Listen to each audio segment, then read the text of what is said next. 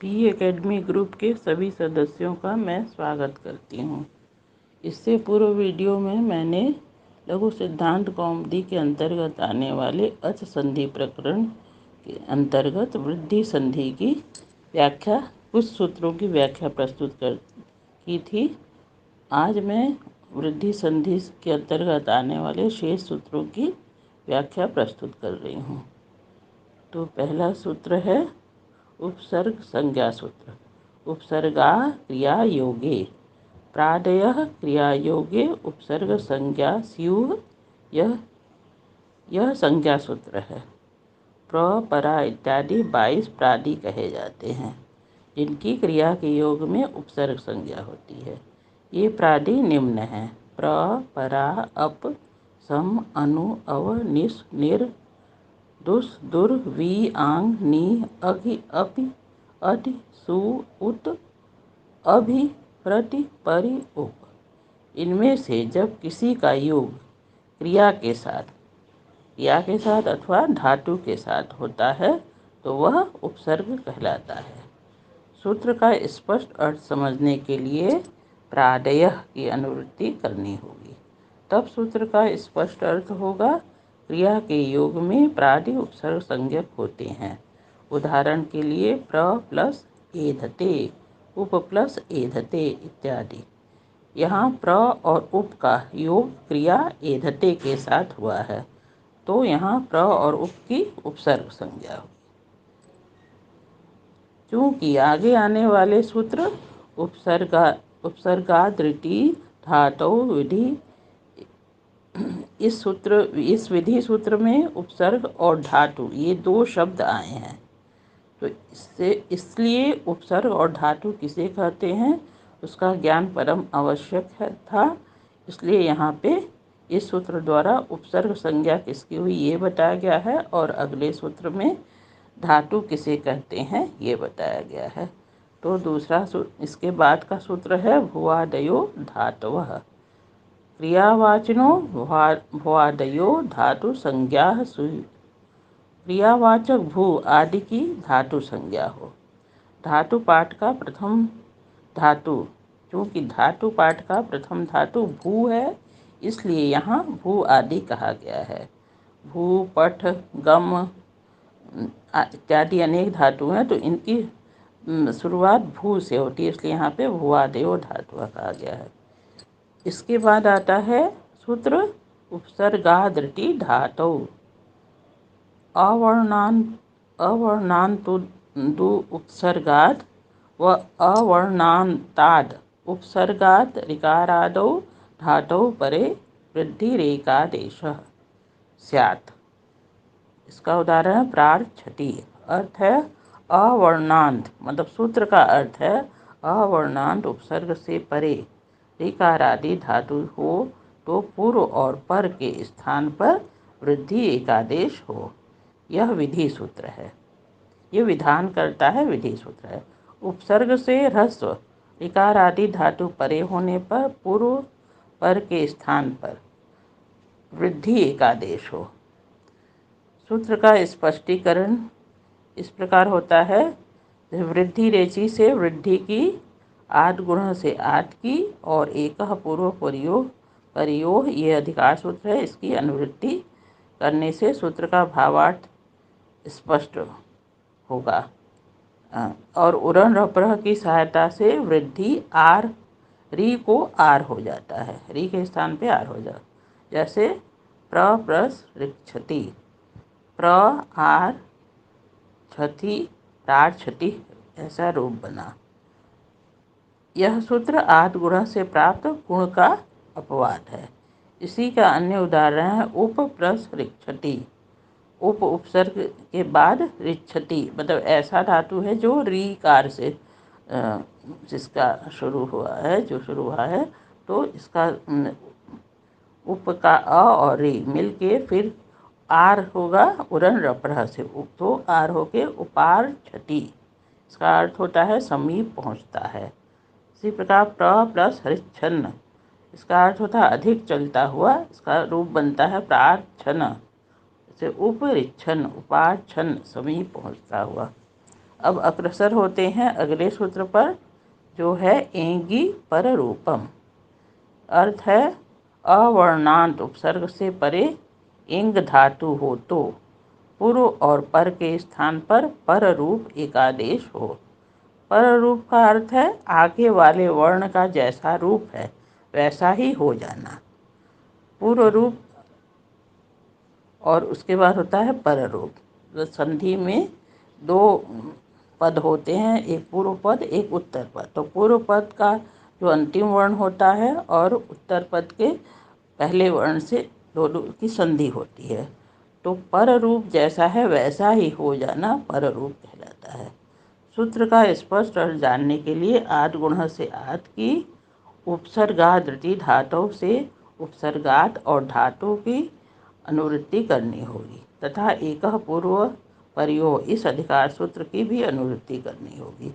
तो सूत्र में एंगी आया है जो प्रत्याहार है और जिसमें इसके अंतर्गत ए और ओ ये दो वर्ण आते हैं। इस प्रकार सूत्र का भावार्थ होगा, यदि अवर्णांत उपसर्ग के पश्चात एकार अथवा ओकार आदि धातु आवे तो पूर्व और पर वर्ण के स्थान पर रूप एकादेश होता है। अ या आ, पूर्व पद का अंतिम वर्ण अ या आ हो प्लस उसके बाद उत्तर पद का पहला वर्ण ए या ओ हो, मतलब धातु हो जो कि ए या ओ वर्ण से शुरू होता हो। जैसे प्र उपसर्ग है, उसके प्लस एजते, उसके बाद है एजते, एज धातु है, इण धातु है। तो इसका ए अकारांत उपसर्ग प्र के बाद और एकार आदि धातु एजते है तो प्रकृत सूत्र से क्या होगा, प्रेजते रूप सिद्ध होता है। इसी प्रकार उप प्लस ओषति उपोषति रूप सिद्ध होता है। यह सूत्र वृद्धि रेची सूत्र से प्राप्त वृद्धि का निषेध करता है, यह अपवाद है। इण और एध धातु के विषय में एते धत्तुठुस इस सूत्र का भी ये अपवाद है। तो अग्रिम सूत्र है अचोन्त्यादि टी। अचोन्त्यादि टी ये टी संज्ञा करता है। अचाम मध्ये यो अंत्य स आदिर यस्य तत् टी संज्ञम स्यात्। ऐसा वर्ण जो अंत्य अच हो तथा आदि में भी हो उस समूह की टी संज्ञा होती है। उदाहरण है मनस। यहाँ पर अंत्य अच है अस, अ स्वर वर्ण है और स क्या है, व्यंजन वर्ण है। तो इस अ स मनस में जो अ स है इसकी टी संज्ञा होती है। शक शकंधु रूप आगे आया है तो उसमें शक में अंत्य अच है क। तो क में स्थित अकार यह किसी के आदि में नहीं है, तो उस अवस्था में किसी के आदि में नहीं है और अंत में भी नहीं है, तो उस अवस्था में देवदत्तस्य एक पुत्र स एव ज्येष्ठ स एव कनिष्ठ, इस न्याय से वह अपने ही आदि में भी है और अंत में भी है। तो इस क की भी शक के क की भी क में जो अ है उसकी टी संज्ञा होगी। इस न्याय को व्यपदेशीवद भाव कहा जाता है। अब मुख्य में मुख्य जैसा व्यवहार करना, जैसे शकंधु, शक देश या शक जातियों का कुआं, इसका अर्थ होता है। तो शक प्लस अंधु शकंधु रूप कैसे सिद्ध हुआ, इसके लिए अग्रिम वार्तिक को देखते हैं। तो अग्रिम वार्तिक है शकंध्वादिषु पररूपम वाच्यम तच्च टेह। यह वार्तिक है। सूत्र के स्पष्टीकरण के लिए यहाँ इको यणची तथा अचि, इको यणची से अचि तथा आद गुण से आद की अनुवृत्ति करनी होगी। एक पूर्व परियों का अधिकार प्राप्त है। इस प्रकार सूत्र का अर्थ होगा, अवर्ण से अच परे होने पर शकंधु आदि के विषय में पूर्व वर्ण और पर अच के स्थान पर रूप एकादेश होता है। शकंध्वादि ये शब्द जो है आकृति गण है। तो पतंजलि जी ने अष्टाध्यायी के साथ साथ गढ़ पाठ की भी रचना की है। उस गढ़ पाठ के अंतर्गत और गढ़ पाठ में भी आकृति गढ़ के अंतर्गत शकंधु आदि शब्द आते हैं। जिसका ज्ञान कार्य देख कर किया जाए उसे आकृति गढ़ कहते हैं। तो गढ़ पठित मनीषा और पतंजलि को छोड़कर अन्य सभी शब्द यहाँ सिद्ध हो जाते हैं, क्योंकि मनस प्लस ईशा और पतत प्लस अंजलि का विच्छेद होने पर पूर्व में अवर्ण नहीं मिलता है, इसीलिए पूर्वाचार्यों ने तच्च टेह कहा है। इस प्रकार वार्तिक का भावार्थ होगा, शकंधु आदि के विषय में पूर्व टी और पर अच के स्थान पर अकार उत्तरवर्ती जो शक के क में अकार है और पर अकार के स्थान पर रूप अकार हो, शक प्लस अंधु शकंधु रूप सिद्ध होता है। इसी प्रकार पतत प्लस अंजलि में भी टी अत के स्थान पर रूप अकार होकर पतंजलि पत प्लस अंजलि और पतंजलि रूप बनता है।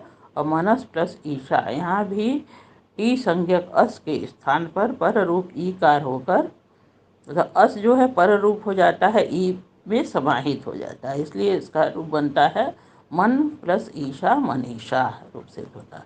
तच्च टेह कहने का आशय है, तच्च टेह वो जिसी वार्तिक में आया है उसके कहने का आशय यह है कि शकंध्वादि के आदि रूप की सिद्धि टी के पररूप करने से होती है, इसलिए पररूप टी को ही हो।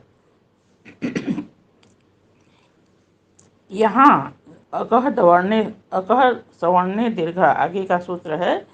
इस सूत्र से यहाँ पे दीर्घ की प्राप्ति थी, इसका निषेध हुआ है। इसका निषेध इस वार्तिक ने किया है। अन्य उदाहरण है कर कंधु, मार्तंड, हरीशाह, कुलटा कुल प्लस टा, सार प्लस अंग सारंग। अब अग्रसर होते हैं अग्रिम सूत्र की ओर। ओमांग गोश्च ओमी आंग परे पर रूप मेकादेश स्यात्। इसका उदाहरण है शिवायो नमः, शिव प्लस एहि इति स्थिते। सूत्र का शब्दार्थ होगा ओम और आंग परे होने पर। सूत्रस्थ ओम अव्यय है और आंग उपसर्ग है। इसके स्पष्टीकरण के लिए आद गुण से आद, एंगी पररूपम से पररूपम तथा संपूर्ण अधिकार सूत्र एक पूर्व प्रयोग की अनुवृत्ति करनी होगी।